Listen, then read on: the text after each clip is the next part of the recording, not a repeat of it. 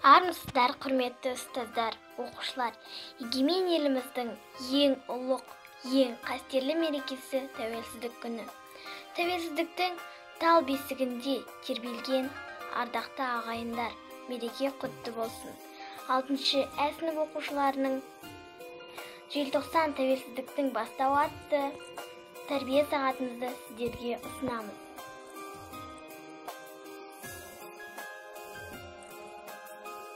Тоқта айтар сөзім ба, күнәдан таза басым ба, 20 бойдай жасым ба, осал байдай жаным ба, алам десен алындай, қағат деген атым ба, қазақ деген затым ба, егек тоқта құлғандық, атам десен атым да.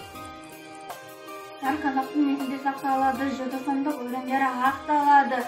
Ел насын қорғаған сарбаздары, ерліктері мәңгіге сақталады. Жас арудың жанарыда желтоқсан, қанды ғасыр табанында желтоқсан, қаралы өмір қайыстырған халқымның қара тұман қабағында желтоқсан. Жауыздықты жасағанда желтоқсан, жаңа ғұмыр бастағанда желтоқсан, жазықсыздың көз жасына жуынып, абақтыға тастағанда желтоқсан. Намысымның шырағы да желтоқсан, сұңқай өмір сынағы да желтоқсан, жігіттердің ұраны да желтоқсан, жаңа күннің шуағы да желтоқсан.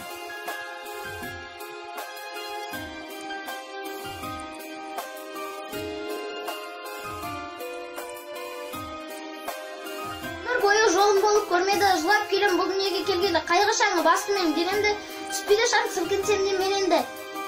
Жолдаған сәлемімді дос алмады, шымба кену таскерен боп қалғаны.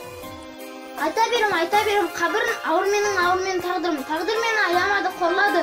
Жалымсам да, жыласам да болмады, қараңғы өмір, бақытым жоқ менің, армандаған ақ сөйлеуге жетпедім.